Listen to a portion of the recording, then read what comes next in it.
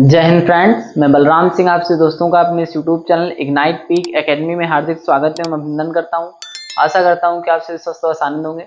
तो पिछली क्लास में हम लोगों ने बहुविकल्पीय प्रश्न के क्वेश्चन नंबर 17 तक के क्वेश्चंस को पूरी तरह से सॉल्व कर लिया था। आज हम लोग बात करेंगे क्वेश्चन नंबर 18 की। तो चलिए जानते हैं क्या आपका क्वेश्चन नंबर 18। क्वेश्चन नंबर 18 में कहा गया है कि किसी संख्या का 1/3 भाग 21 के बराबर है तो वह संख्या होगी। तो सबसे पहले इस तरीके के क्वेश्चनों में हम मानते हैं कि माना वह संख्या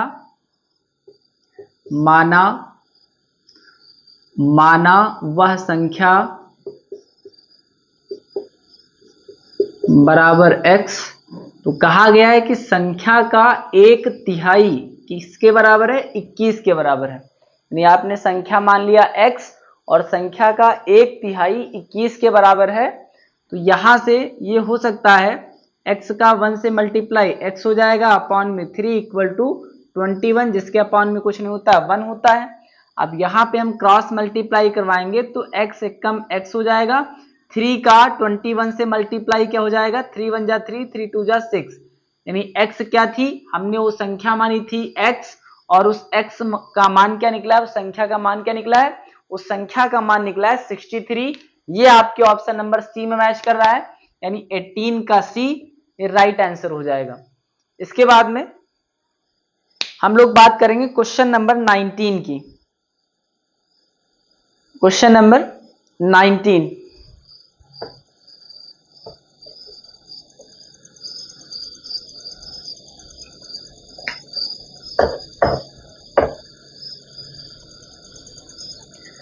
क्वेश्चन नंबर 19 में कहा गया है कि युगपत समीकरण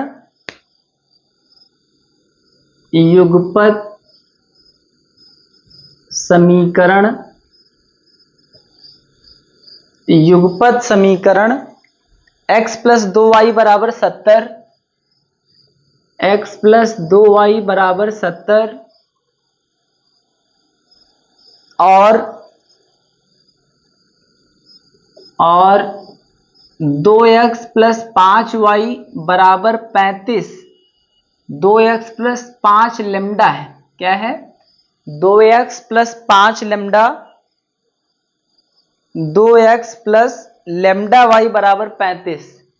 यानी यहां पे लेमडा y है 2x प्लस लेमडा y बराबर 35 का कोई हल नहीं है, का कोई हल नहीं है, कोई हल नहीं है, का कोई हल नहीं है यदि लेमडा का मान होगा, यदि लेमडा का मान होगा। इसका पहला ऑप्शन दिया गया है 1/4, इसका दूसरा ऑप्शन दिया गया है 1/2, इसका तीसरा ऑप्शन दिया गया है 2, और इसका जो चौथा ऑप्शन है वो दिया गया है 4। यानी चौथा ऑप्शन क्या दिया गया है? चौथा ऑप्शन 4 दिया गया है। तो सबसे पहले जो आपकी ये समीकरण है इसको हम मानक समीकरण में लिखेंगे। यानी समीकरण जो आपकी x प्लस 2y है, x प्लस 2y माइनस 17 हो जाएगा। ये इक्वल टू के बाद में 17 लिखा है, इसको इधर लाएंगे तो माइनस का हो जाएगा, इक्वल टू 0 की तुलना a1x plus b1y plus c1 बराबर 0 से करने पर, यानी इसकी तुलना कर देंगे a1x plus b1y plus c1 बराबर 0 से। यहां से हम a1 और b1 और c1 का मान निकालेंगे। a1 क्या होता है? जो आपकी पहली समीकरण का x का गुणांक होता है वो आपका a1 होता है, और अगर x के गुणे में कोई भी संख्या नहीं है तो 1 हो जाएगा। तो a1 यहाँ पे आ जाएगा 1। b1 निकलेगा जो y का गुणांक होता है 2 है, c1 जो आपका अंतिम अचर पद होता है माइनस का 70। फिर इसके बाद में जो आपकी दूसरी समीकरण दी गई है उसे हम लिखेंगे समीकरण 2x plus lambda Y minus का 35, ये इक्वल टू के बाद में प्लस का 35 है, इसको इक्वल टू के दूसरी साइड में लाएंगे, माइनस का 35 हो जाएगा, बराबर 0 की तुलना a2x plus b2y plus c2 बराबर 0 से करने पर, यानी इसकी तुलना कर देंगे a2x plus b2y plus c2 बराबर 0 से। यहां से हम a2, b2 और c2 के मान निकाल लेंगे, यानी a2 क्या निकलेगा, जो दूसरी समीकरण का x का गुणांक है, b2 क्या निकलेगा, जो दूसरी समीकरण का y का गुणांक है, यानी लेमडा आ जाएगा b2, और जो c2 है वो आपका दूसरी समीकरण का अंतिम अचर पद यानी माइनस का 35 है। फिर कहा गया कोई हल नहीं है, निकाय का जो आपकी रैखिक समीकरण दी गई है इसका कोई हल नहीं है, और किसी भी रैखिक समीकरण निकाय का कोई हल ना होने का प्रतिबंध क्या होता है, तो लिखेंगे समीकरण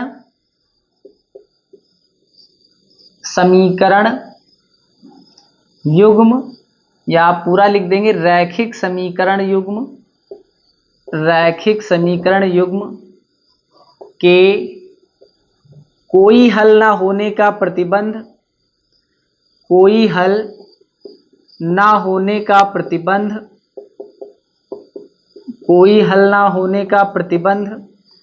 ये होता है a1 अपॉन a2, ये बराबर होगा b1 अपॉन b2 के, लेकिन ये c1 अपॉन c2 के बराबर नहीं होगा। तो यहां से हम a1 का मान रखेंगे 1 है, a2 का मान रखेंगे 2 है, b1 का मान यहाँ पे 2 है और b2 का मान यहाँ पे लेमडा है। इसी को हम सॉल्व कर लेंगे, क्योंकि जो आपका b1 अपॉन b2 है c1 अपॉन c2 के इक्वल टू नहीं होगा, यानी वैल्यू हम a1 upon a2 equal to b1 upon b2 से निकालेंगे। तो यहां से लेमडा का 1 से हो जाएगा लेमडा, 2 2 जा हो जाएगा 4, यानी लेमडा का मान होगा, ये आ रहा है लेमडा का मान कितना 4, ये आपके ऑप्शन नंबर डी में मैच कर रहा है। तो आपका जो 19 का ऑप्शन नंबर डी है ये राइट आंसर हो जाएगा, इसे अब आप नोट कर सकते हैं। इसके बाद में हम लोग बात करेंगे क्वेश्चन नंबर 20 की।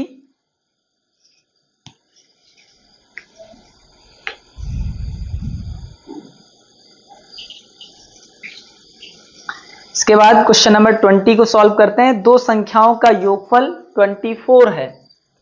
क्वेश्चन नंबर 20 में दिया गया है कि दो संख्याओं का जो योगफल है वो 24 है। फिर उसके बाद में एक दूसरी कंडीशन दी गई है। फिर इन दोनों कंडीशन से हम दो समीकरणें बनाएंगे और उनमें से उन दोनों समीकरणों को सॉल्व करने के बाद में x और y के मान को हम आसानी से निकाल सकते हैं। क्वेश्चन नोट करते हैं। क्वेश्चन नंबर 20, इसमें दिया गया है दो संख्याओं का योगफल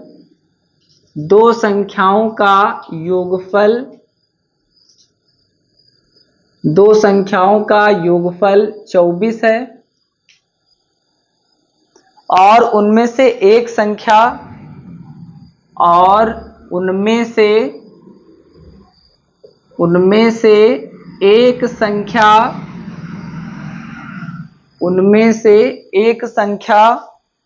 दूसरी की दोगुनी है।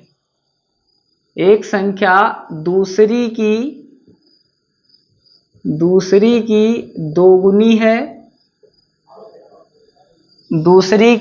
दोगुनी है। संख्याएं क्रमशः होंगी। संख्याएं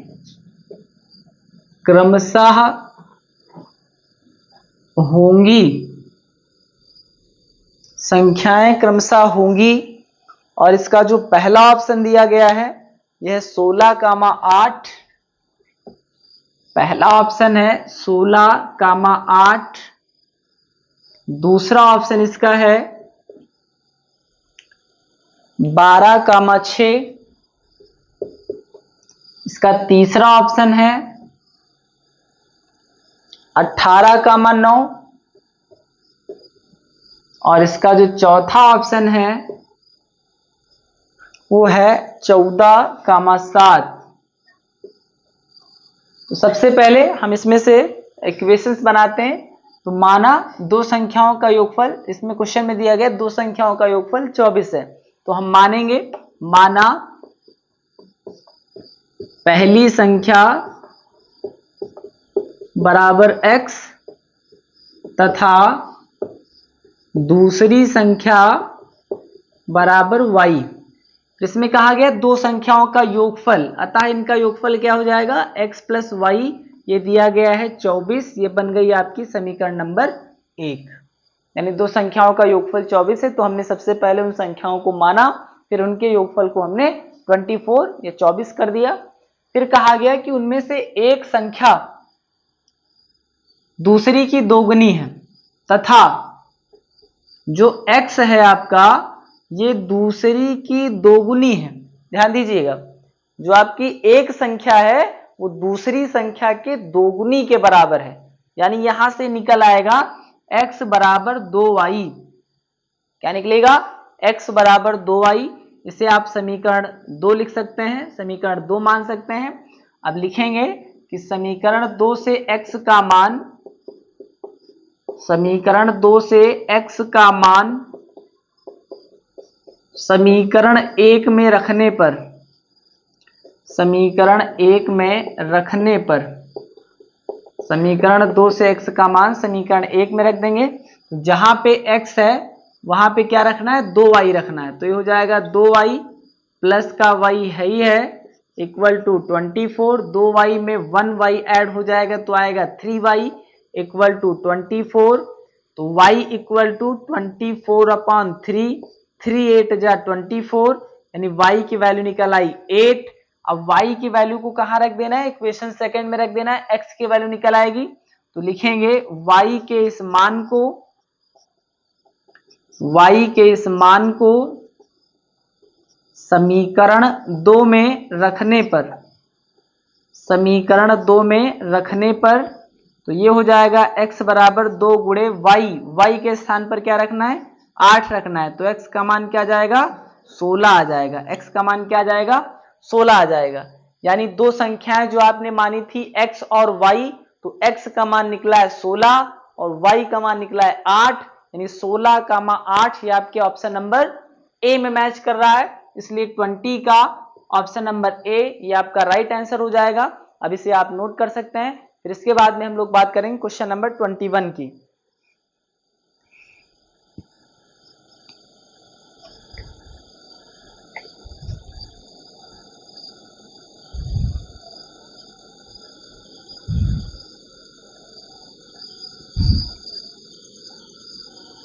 इसके बाद क्वेश्चन नंबर 21 को सॉल्व करते हैं।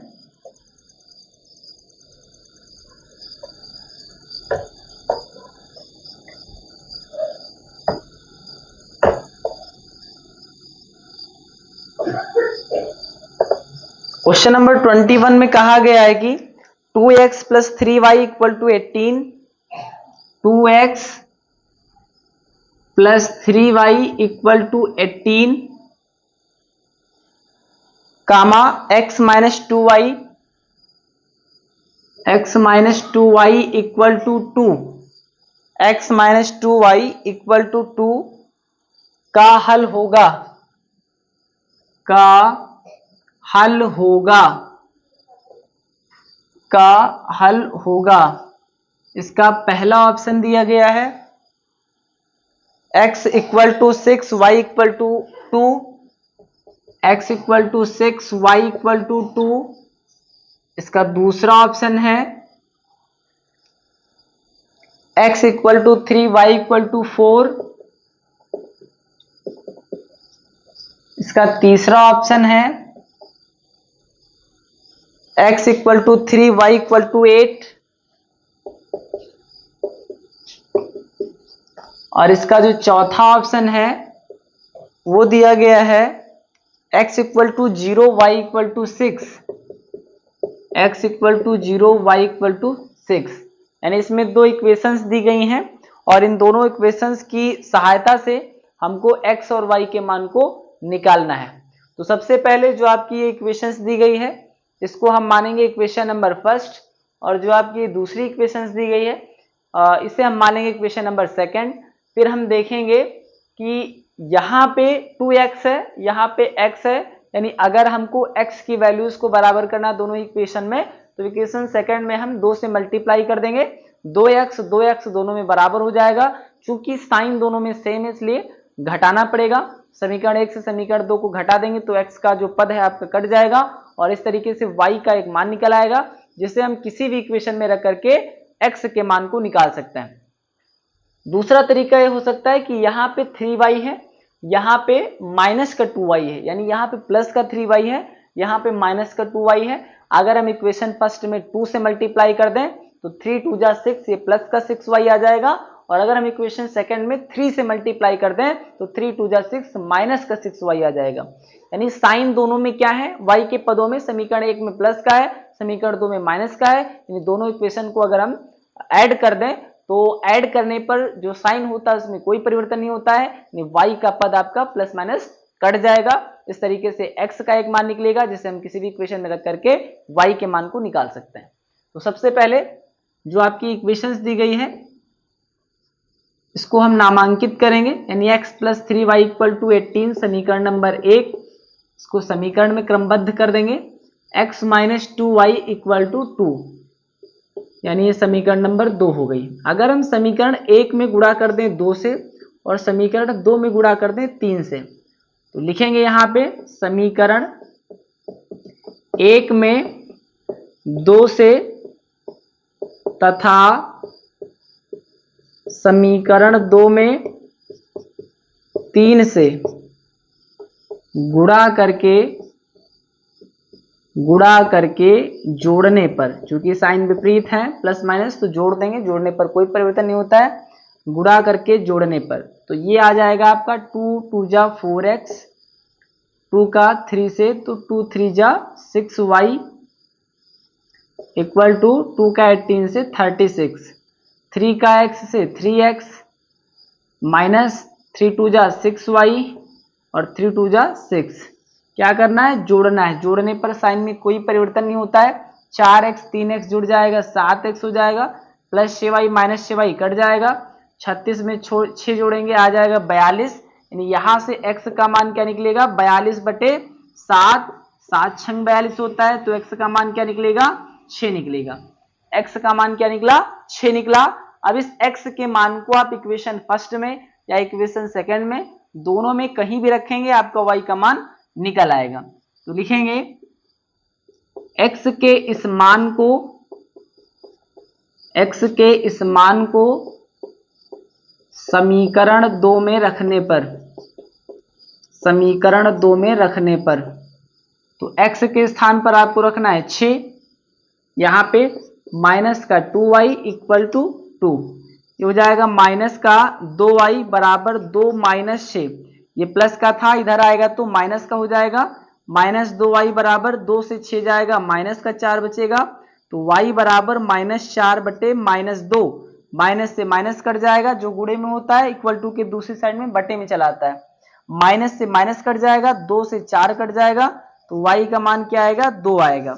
तो y बराबर 2, x बराबर 6, ये आपके किस ऑप्शन नंबर में है, ये आपके 21 के ए ऑप्शन में है, यानी 21 का ए आपका राइट आंसर हो जाएगा, जिसमें x की वैल्यू निकली है 6 और y की वैल्यू निकली है 2, यानी 21 का ए नंबर ऑप्शन जो आपका है वो राइट आंसर हो जाएगा। इसे अब आप नोट कर सकते हैं।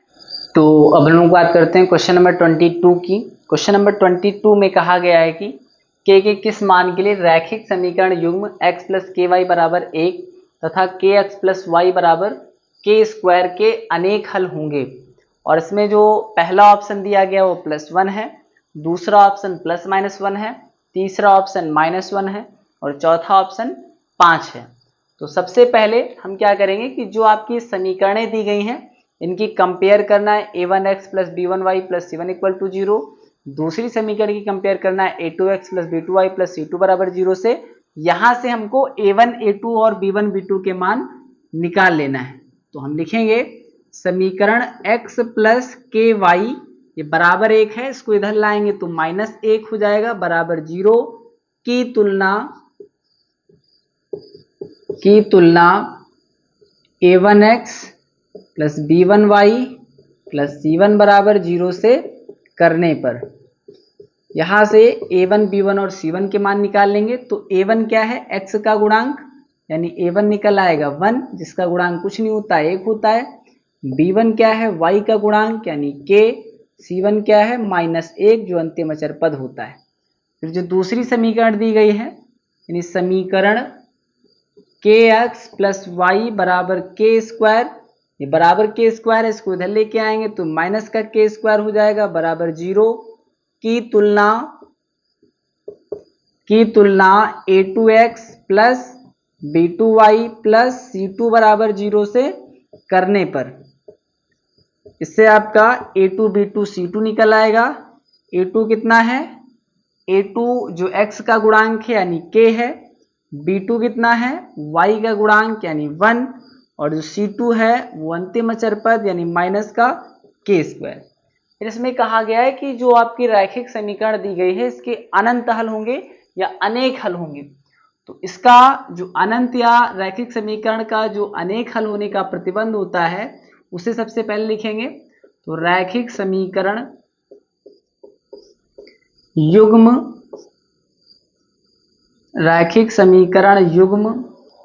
के अनेक हल होने का प्रतिबंध, अनेक हल होने का प्रतिबंध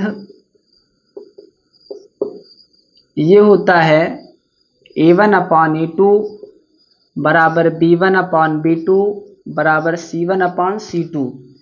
अब जो आपने मान निकाला है a1 a2 का उसको इस फार्मूले में रखना है। तो a1 का मान कितना है, 1 है, a2 का मान k है, b1 का मान k है और b2 का मान 1 है, c1 का मान माइनस का 1 है और c2 का मान माइनस का k स्क्वायर है। माइनस से आपका कट जाएगा। तो सबसे पहले ये आपका जो 1/k इक्वल टू k/1 है इसको अलग सॉल्व करेंगे, तथा k/1 equal to 1/k square इसको अलग सॉल्व करेंगे। ये आएगा 1 का 1 से 1, k का k से k स्क्वायर, यानी k का मान आ जाएगा 1। कैसे आएगा ध्यान दीजिएगा, k बराबर तो ये आ जाएगा रूट में 1, और रूट में 1 का मतलब क्या होता है, 1 होता है, यानी k का मान आ गया 1। इसी तरीके से यहाँ पे आएंगे तो k स्क्वायर का k से हो जाएगा k क्यूब, 1 का 1 से हो जाएगा 1, फिर k बराबर ये आपका आ जाएगा 1 का घनमूल। तो 1 का घनमूल या वर्गमूल ये सब क्या होता है, 1 ही होता है। तो ये आपका k का मान क्या आ जाएगा, 1 आ जाएगा, यानी दोनों ही स्थितियों में k का मान 1 आ रहा है। तो जो 22 का ऑप्शन नंबर ए है जो प्लस का 1 है ये आपका राइट आंसर हो जाएगा, यानी 22 का ऑप्शन नंबर ए सही हो जाएगा। इसे आप नोट कर लीजिए। फिर इसके बाद में हम लोग बात करें क्वेश्चन नंबर 23 की।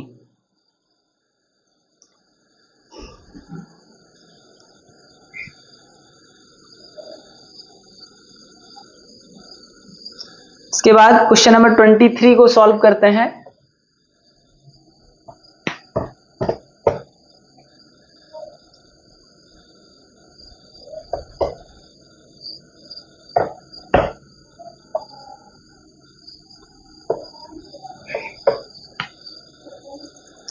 क्वेश्चन नंबर 23 में कहा गया है कि रैखिक समीकरण x प्लस 2y, रैखिक समीकरण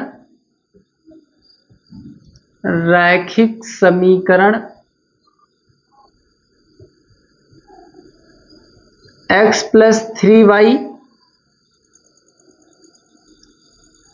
रैखिक समीकरण x plus 2y plus 5 equal to 0, यानी 3 के स्थान पर क्या है 2 है, प्लस 5 इक्वल टू 0, तथा माइनस का 3x माइनस का 6y प्लस 1, माइनस का 6y प्लस 1 इक्वल टू 0 के युग्म का हल होगा, के युग्म का हल होगा। इसका जो पहला ऑप्शन दिया गया है वह है अद्वितीय इसका जो दूसरा ऑप्शन दिया गया है ये दिया गया है 2। इसका तीसरा ऑप्शन है अपरिमित रूप से अनेक, अपरिमित रूप से अनेक। और जो इसका चौथा ऑप्शन है दिया गया है इनमें से कोई नहीं, इनमें से कोई नहीं, इनमें से कोई नहीं। तो सबसे पहले जो आपकी समीकरणें हैं इसमें से हम a1 a2 b1 b2 मान निकालेंगे। तो लिखेंगे समीकरण x प्लस 2y प्लस 5 बराबर 0 की तुलना a1x plus b1y plus c1 बराबर 0 से करने पर a1 क्या निकलेगा, x का गुणांक यानी 1, जिसका गुणांक कुछ नहीं होता है 1 होता है। b1 क्या निकलेगा, y का गुणांक यानी 2 निकल आएगा। c1 क्या निकलेगा 5। फिर जो आपकी दूसरी समीकरण है समीकरण माइनस का 3x माइनस का 6y प्लस 1 इक्वल टू 0 की तुलना a2x plus b2y plus c2 बराबर 0 से करने पर a2 क्या निकलेगा, माइनस का 3 निकल आएगा, b2 माइनस का 6 और c2 प्लस का 1। अब इसको हम फार्मूले में रखेंगे। सबसे पहले हम फार्मूला लगाएंगे a1 अपॉन a2 बराबर b1 अपॉन b2 बराबर c1 अपॉन c2। कि हमको पता करना है कि इसका अद्वितीय हल है कि अनेक हल है या कोई हल नहीं है या दो हल है। तो a1 का मान कितना है 1, a2 का मान माइनस का 3, b1 का मान 2 और b2 का मान माइनस 6, c1 का मान 5 और c2 का मान 1। इससे ये कट जाएगा, 2 1 जा 2, 2 3 जा 6, यानी माइनस का 1/3। ये भी माइनस का 1/3 हो जाएगा। या इसे आप लिख सकते हो 1/-3 और 1/-3। लेकिन ये c1/c2 के बराबर नहीं है, क्योंकि c1/c2 है 5/1। तो ये जो प्रतिबंध है वो किसका है, यानी a1/a2 ये बराबर है b1/b2 के, लेकिन ये c1/c2 के बराबर नहीं है। तो ये अगर किसी रैखिक समीकरण निकाय का कोई हल नहीं होता है तो उसका प्रतिबंध ये होता है। तो इसमें क्या हो जाएगा, इसमें हो जाएगा इनमें से कोई नहीं। क्या हो जाएगा, इनमें से कोई नहीं, यानी 23 का जो ऑप्शन नंबर डी है ये आपका राइट आंसर हो जाएगा। तीनों फार्मूले एक बार फिर से मैं आपको रिकॉल करवा दूं कि अगर a1/a2 ये b1/b2 के बराबर नहीं है तो इसका अद्वितीय हल होता है। क्या होता है, अद्वितीय हल होता है। अगर ये तीनों बराबर होते हैं तो इसके अनेक हल होते हैं। क्या होता है, अनेक हल होता है या अपरिमित रूप से अनंत हल होते हैं। अगर a1/a2 ये बराबर होगा b1/b2 के, लेकिन c1/c2 के बराबर नहीं होगा तो इसका कोई हल नहीं होता है। क्या होता है, कोई हल नहीं होता है। तो कोई हल नहीं होता इसका आपके किसी ऑप्शन में इस बात को नहीं दिया गया है कि कोई हल नहीं होगा। इसका मतलब जो आपका ऑप्शन नंबर डी है इनमें से कोई नहीं, ये आपका राइट आंसर हो जाएगा। तो 23 के डी नंबर ऑप्शन में आप टिक लगाएंगे, ये आपका सही आंसर हो जाएगा। इसके बाद में हम लोग बात करेंगे क्वेश्चन नंबर 24 की। क्वेश्चन नंबर 24 को सॉल्व करते हैं। चलिए जानते हैं क्या है आपका क्वेश्चन नंबर 24।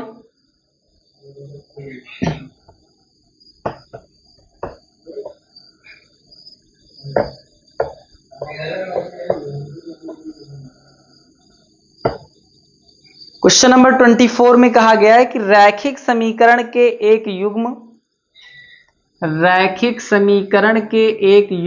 क्वेश्चन नंबर 24, रैखिक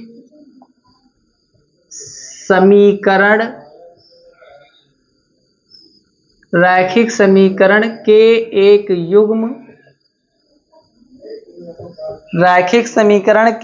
युग्म x माइनस वाई बराबर 8,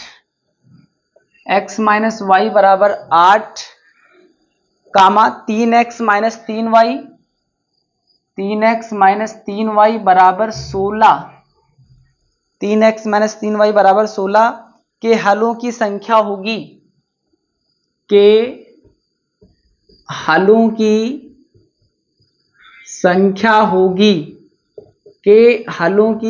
होगी, इसका पहला नंबर ऑप्शन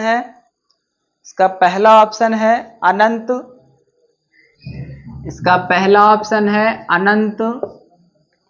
इसका दूसरा ऑप्शन है कोई नहीं,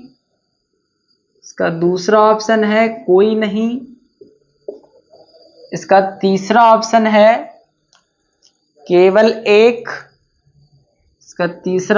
है केवल एक, और इसका जो चौथा ऑप्शन है ये है 2। चौथा ऑप्शन क्या है?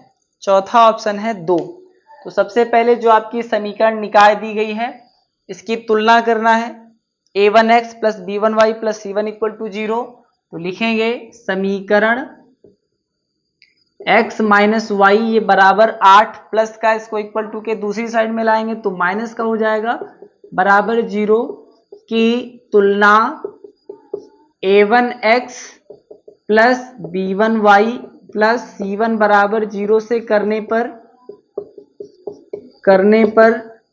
a1 क्या निकलेगा? x का गुणांक 1 है, b1 क्या निकलेगा? y का गुणांक -1 है, c1 निकलेगा माइनस का 8। फिर जो आपकी दूसरी समीकरण दी गई है इसकी तुलना करेंगे, a2x plus b2y plus c2 बराबर 0। तो लिखेंगे 3x माइनस 3y बराबर 16। अभी बराबर 16 है, इसको इधर लेके आएंगे तो ये हो जाएगा माइनस का 16, बराबर 0 की तुलना a2x plus b2y plus c2 बराबर 0 से करने पर a2 क्या निकलेगा? x का गुणांक यानी 3, b2 क्या निकलेगा? -3 और c2 निकलेगा माइनस का 16। फिर अब पता करना है कि इसका क्या हल है, अनंत हल है, कोई हल नहीं, या दो हल है, अद्वितीय हल है। तो फार्मूला लगाएंगे हम a1 अपान a2 बराबर b1 अपान b2 बराबर c1 अपान c2। अगर ऐसी स्थिति में आपको नहीं पता है कि अद्वितीय हल का हम a1 upon a2 is not equal to b1 upon b2 लगाएं, या a1 upon a2 equal to b1 upon b2, और ये जो b1 अपान b2 c1 अपान c2 के बराबर नहीं होगा, तो ऐसी कंडीशन में हमको क्या करना है? तीनों को बराबर कर देना है, यानी कि जो अनंत हल होने का प्रतिबंध है, जो अनेक हल होने का प्रतिबंध है, उसको फॉलो करते हुए चलना है। फिर उसको जब आप आगे सॉल्व करेंगे तो क्लियर हो जाएगा कि इसका कोई हल नहीं होगा, या अनंत हल होगा, या फिर अद्वितीय हल होगा। तो a1 का मान रखेंगे, a1 का मान 1 है, a2 का मान 3 है, b1 का मान -1 है, b2 का मान -3 है, और जो आपका c1 है, c1 का मान है -8 और c2 का मान है माइनस का 16। माइनस से माइनस कट जाएगा, 8 एक का 8, 8 दूना 16, माइनस से माइनस कट जाएगा, यानी 1/3 बराबर है 1/3 के, लेकिन ये 1/2 ये बराबर नहीं है। यानी ये इस प्रतिबंध को फॉलो कर रहा है कि a1 और a2 ये तो बराबर है b1 और b2 के, लेकिन b1 और b2 ये c1 अपान c2 के बराबर नहीं है। और अगर ऐसी प्रतिबंध बनता है, ऐसी कंडीशन बनती है, तो ऐसी समीकरण निकाय का कोई हल नहीं होता है, ऐसी समीकरण निकाय का कोई हल नहीं होता है, कोई हल नहीं होता है, या कोई हल नहीं होगा। तो ये आपके किस ऑप्शन में दिया गया है? ये आपके ऑप्शन नंबर बी में दिया गया है कि कोई नहीं। तो आपका 24 का ऑप्शन नंबर बी ये राइट आंसर हो जाएगा। अब इसे आप नोट कर सकते हैं। तो अब हम लोग बात करते हैं क्वेश्चन नंबर 25 की। क्वेश्चन नंबर 25 में कहा गया है कि यदि 3x plus 2py equal to 2 तथा 2x plus 5y plus 1 equal to 0, द्वारा निरूपित रेखाएं परस्पर समांतर हैं तो P का मान होगा, इसका पहला ऑप्शन दिया गया है 15/4, इसका दूसरा ऑप्शन दिया गया है -4/5, इसका तीसरा ऑप्शन दिया गया है 3/5, इसका चौथा ऑप्शन दिया गया है 5/3। तो सबसे पहले जो आपकी ये दो समीकरणें दी गई हैं, इनसे आप A1 A2 B1 B2 और C1 C2 का मान निकालेंगे। फिर उसके बाद में जो समांतर रेखाएं प्रदर्शित करती हैं, जो समांतर रेखाएं दो समीकरणें आपकी निरूपित कर रही हैं, उसके लिए आप फार्मूला लिखेंगे और उस फार्मूले में A1 A2 और जो भी आपने मान निकाले हैं B1 B2 C1 C2, इनके मान को रख करके सॉल्व करेंगे और इस तरीके से जो आपका P का मान है वो निकल आएगा। वो आपका जिस भी ऑप्शन में मैच करेगा उसे आप सही कर देंगे, सही टिक कर देंगे। तो सबसे पहले जो आपकी समीकरण दी गई है तो लिखेंगे समीकरण 3x + 2py, ये इक्वल टू में 2, ये आपका धनात्मक है, इसको दूसरी साइड में ले जाएंगे ऋणात्मक हो जाएगा, बराबर 0 की तुलना a1x + b1y + c1 बराबर 0 से करने पर a1 क्या निकल आएगा, x का गुणांक a1 यानी 3 आ जाएगा, b1 y का गुणांक यानी 2p और जो c1 आएगा वो -2 आएगा। फिर जो दूसरी समीकरण आपकी दी गई है उसे लिखेंगे समीकरण 2x + 5y + 1 = 0 की तुलना a2x + b2y + c2 बराबर 0 से करने पर, यहां से अब आप a2 b2 और c2 का मान निकाल लेंगे।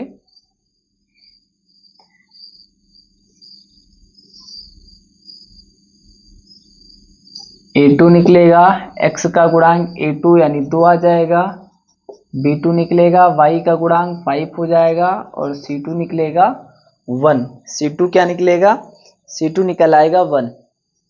अब जो आपका जो समीकरणें हैं ये समांतर रेखाओं को निरूपित कर रही हैं, तो लिखेंगे दी गई समीकरणों के द्वारा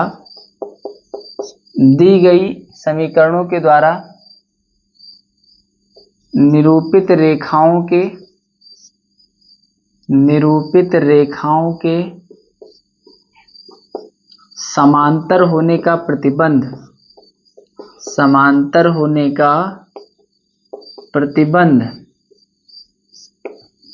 ये फार्मूला हो जाएगा a1/a2, ये बराबर होगा b1/b2 के, लेकिन ये c1/c2 के बराबर नहीं होगा।